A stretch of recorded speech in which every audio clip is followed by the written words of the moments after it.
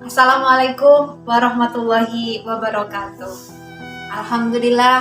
Alhamdulillahirabbil alamin, wassalatu wassalamu ala asrofil anbiya'i wal mursalin wa ala alihi wa ashabihi ajmain.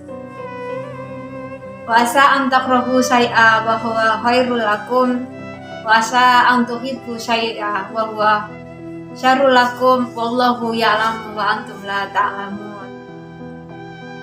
Pemirsa yang dirahmati Allah, kita pasti pernah ya mengalami dalam hidup itu hal-hal yang tidak menyenangkan, pernah mengalami hal-hal yang di luar dugaan kita, sesuatu yang kita inginkan tidak tercapai, hal-hal yang telah kita rajut tidak terwujud, hal-hal yang telah kita rencanakan, kita susun, tapi ternyata tidak tercapai.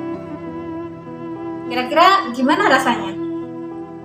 Pasti ada sedikit sedih, kecewa, kadang merasa bahkan marah, ya.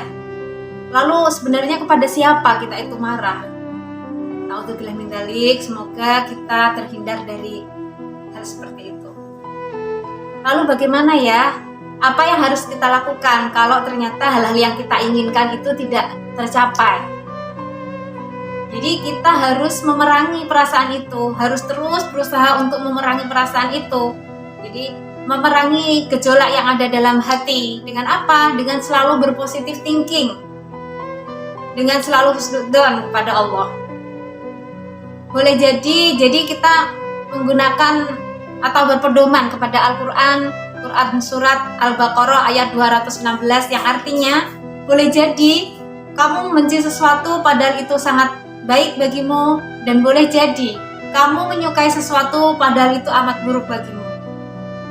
Jadi kita pernah lah pastinya menginginkan sesuatu hal, ternyata itu tidak tercapai atau tidak terjadi pada kita. Karena apa? Kita nganggapnya itu bagus untuk kita pada saat ini, ya kan? Oh, ini enggak, kenapa ya saya kok enggak seperti ini? Kenapa hal yang saya rencanakan tidak tercapai? Kenapa ini begini misalnya? Semuanya itu harus kita kembalikan bahwa kita harus meyakini di balik semua ini pasti ada hal baik yang Allah sediakan untuk kita. Kita harus pakai pedoman kita bahwa sambungan dari ayat tersebut, Allah mengetahui sedangkan kamu tidak mengetahui. Karena kita tahunya hanya untuk kebaikan kita saat ini saja, tapi Allah lebih tahu yang terbaik untuk kita untuk saat ini maupun saat mendatang, dan terutama yang bermuaranya pada akhirat. Berprasangka baik itu bagian dari keimanan ya. Kita selalu berprasangka baik kepada Allah, itu Allah senang. Allah itu senang sekali kalau kita berprasangka baik kepada Allah. Dan pasti kita juga pernah mengalami saat kita positive thinking, kita berprasangka baik kepada Allah, ternyata banyak hal-hal atau kenikmatan-kenikmatan yang Allah tambahkan pada kita.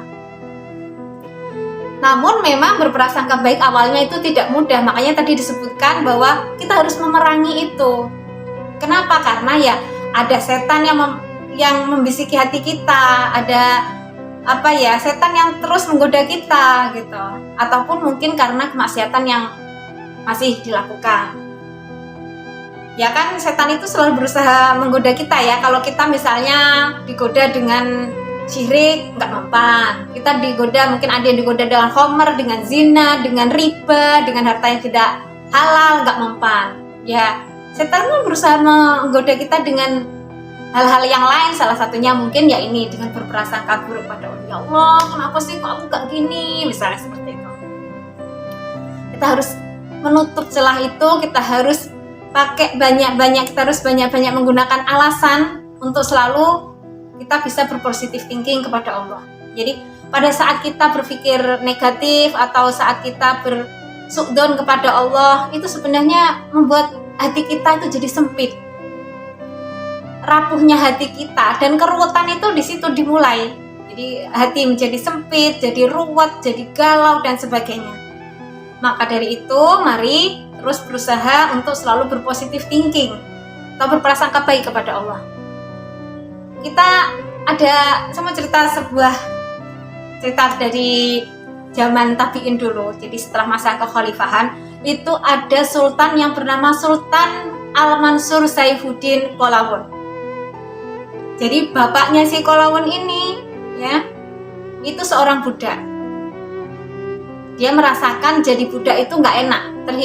Akhirnya menabung, dia mengumpulkan uang dan dia bayarkan kepada tuannya sebagai tebusan. Tuanku, ini uang tebusan untukku, aku pengen bebas. Lalu bebaslah si bapaknya Qalawun itu tadi. Setelah itu dia menjalani kehidupan, menikah, punya anak, diberi nama Qalawun itu. Nah, di situ istrinya meninggal. Mulailah dia merawat anaknya seorang diri dengan kehidupan yang terbatas. Si bapaknya Qalawun ini selalu berkeinginan untuk menjadi orang yang bebas. Jadi maksudnya bebas atau merdeka, yaitu bebas untuk tanpa hisab. Jadi meninggal nanti masuk surga itu tanpa hisab.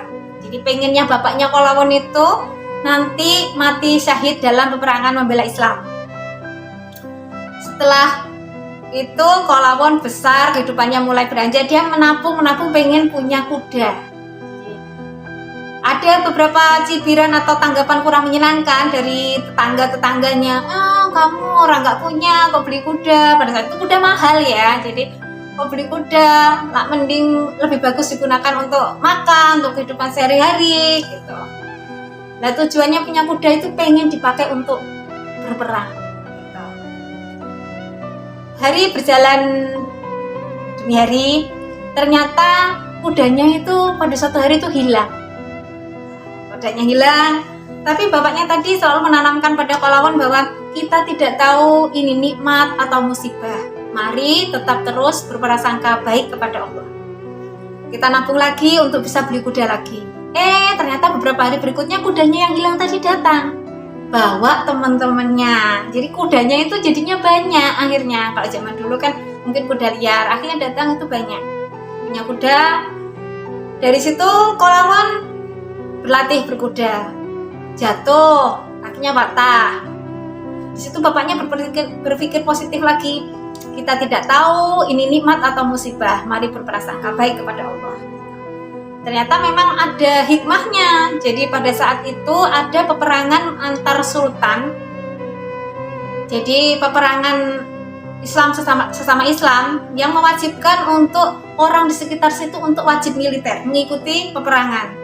Karena si Qalawunnya habis jatuh, kakinya patah, akhirnya terbebas dia, tidak bisa mengikuti wajib militer.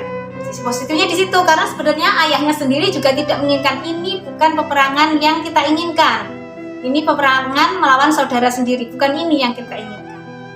Berikutnya, setelah Qalawunnya sembuh, ada berita ternyata yang mengikuti peperangan tadi semuanya meninggal. Lah, berikutnya pada tahun berapa gitu ya, ada penyerbuan dari pasukan Tartar.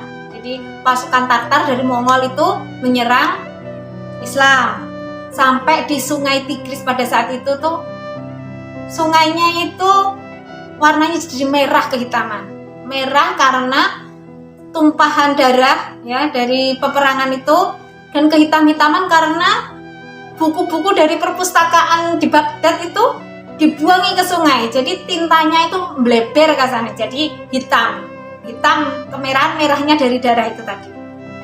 Nah, disitulah bapaknya berpikir untuk ini saatnya kita ikut berperang melawan pasukan Tartar atau Mongol untuk membela Islam. Ini perang yang kita inginkan untuk mencapai pada kemerdekaan itu tadi, atau merdeka karena masuk surga tanpa hisab. Lalu ayahnya dan Qalawun ikut berperang di bawah pimpinan Saifuddin Muzaffar Kudus. Dari peperangan itu terjadilah kemenangan, tapi qadarullah bapaknya meninggal. Dan Qalawun itu menjadi budak, tertangkap oleh musuh dan menjadi budak. Dari menjadi budak, Qalawun itu dijual, akhirnya menjadi budaknya Sultan Baibar. Jadi Sultan Baibar di Mamluk ya, menjadi budaknya sultan itu. Tapi kok sultannya tahu ini Kolawun kok pinter, cerdas, mempunyai jiwa kepemimpinan yang bagus. Akhirnya pada saat masa Kesultanan Baibar selesai, berikutnya yang menjadi sultan adalah si Kolawun itu tadi. Jadi dari sini kita bisa mengambil hikmah dari apa yang selalu dikatakan oleh si bapaknya Kolawun, bahwa kita tidak tahu ini nikmat atau musibah. Mari tetap terus berprasangka baik kepada Allah. Jadi kita usahakan, kita selalu berusaha berprasangka baik kepada Allah. Insya Allah akhirnya pun akan baik. Toh seandainya tidak dapat kebaikan di dunia, pastinya kita akan mendapatkan akhir yang baik di akhirat, insya Allah. Dan kita harus selalu menggunakan atau meyakinkan bahwa qadarullah wa masafa'al, apa yang telah ditetapkan oleh Allah itu dan apa yang sudah dikehendakkan oleh Allah itu pasti akan terjadi. Semoga dari kisah itu kita bisa mengambil hikmah dengan menjadikan surat Al-Baqarah ayat 216 sebagai pedoman juga, bahwa semoga kita semua diberikan kemudahan oleh Allah untuk selalu berpikir positif, berprasangka baik kepada Allah atas segala yang terjadi dalam hidup kita. Sekian, barakallahu fiik. Wassalamualaikum warahmatullahi wabarakatuh.